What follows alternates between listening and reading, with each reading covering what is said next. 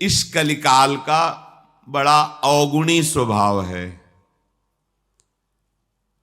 अगर आप गुरुजनों की आज्ञा में नहीं हैं, शास्त्र का स्वाध्याय नहीं किए, शास्त्र के वचन आपके कानों में नहीं पड़े, तो आपके आचरण बहुत ही आसुरी प्रवृत्ति की तरफ ये आकर्षित करके भ्रष्ट करेगा। कलयुग का स्वभाव है।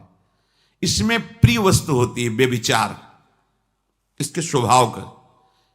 प्रिय वस्तु होती है नशा करना, भांग, शराब, ड्रग्स आदि जो भी नशे, नशा करना, व्यभिचार करना और जुआ खेलना। कई तरह से जुआ खेलना होता है। दूसरों के धन का अपहरण करना और दूसरों को दुख पहुंचाना, हिंसा करना, ये इसका स्वभाव है। इसका स्वभाव है। जैसे कालिया नाग ने भगवान से कहा था कि प्रभु मुझे दोष मत देना कि मैंने आप पर प्रहार किया, क्योंकि मेरा स्वभाव आपने ही बनाया है। बहुत वर्षों के बाद भी बदला लेने का स्वभाव मेरा होता है और वो आपके द्वारा ही रचा गया है। इसलिए आप नाराज मत होना कि मैंने आपको बांधा अपने नागपाश में, आप पर प्रहार किया। तो ये कलयुग का स्वभाव है।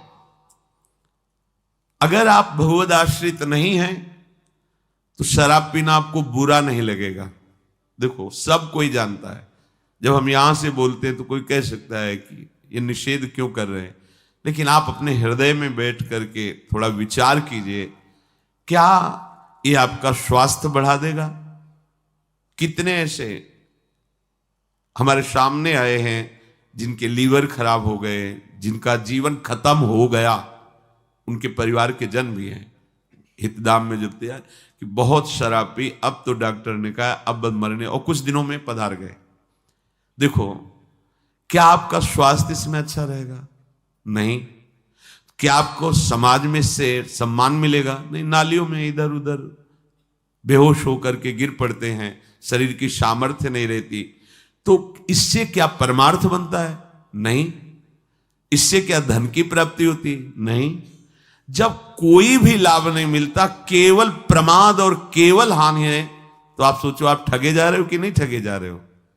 व्यर्थ में आप ऐसे आचरण करते हो जिससे आपके जो पुत्र हैं, परिवार के जन हैं, वो आपसे असंतुष्ट रहते हैं। अगर कहीं वो आपका अनुगमन कर लें तो वो भी पतन के मार्ग में चले गए। किसी भी असत क्रिया से कभी शांति नहीं। प्यारे समझो, ये कलयुग का स्वभाव है। यदि आप प्रभु का आश्रय नहीं लिए, सत शास्त्रों का स्वाध्याय या श्रवण नहीं करते, तो आपको शराब पीने में हिचक नहीं होगी, क्योंकि स्वभाव है कलयुग का। मांस खाने में हिचक नहीं होगी, व्यभिचार करने में हिचक नहीं होगी, चोरी करने में हिचक नहीं होगी, हिंसा करने में हिचक नहीं होगी, जुआ खेलने में हिचक नहीं। ये उसका स्वभाव है और उसका प्रभाव है कि आपकी एक भी नहीं चलेगी, वो अपने प्रभाव से आपको बलात् रौंद देगा।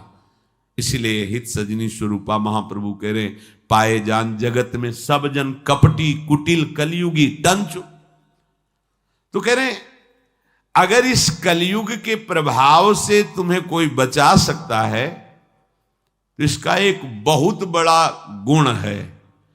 अगर इस कलयुग में नाम जप किया जाए, नाम कीर्तन किया जाए, तो इसका कोई भी स्वभाव या प्रभाव आप पे लागू नहीं होगा और आपका हृदय निर्दोष होकर भगवान की प्राप्ति के योग्य हो जाएगा। एक ही उपाय है, नाम कीर्तन, नाम जप, भगवत चर्चा करना, भगवत चर्चा सुनना। भगवान की माया शक्ति पर कोई विजय पा सके असंभव, पर विजय पाई जाती है तो कैसे? बोले जिनका हजारों मुख से यशगान भगवान शेष जी करते रहते हैं पर उनके गुणों का पार नहीं पाए, उन प्रभु का नाम जप, उन प्रभु का नाम कीर्तन तुम्हें माया पर विजय प्राप्त करा देगा। माया भ्रम, अज्ञान, अविद्या। जो भगवान के नाम गुण का कीर्तन करता रहता है, श्रवण करता रहता है, उसको प्रगट में भी कभी कोई परास्त नहीं कर सकता। ऐसा नहीं कि परास्त करने नहीं आएगा, परास्त करने आएगा।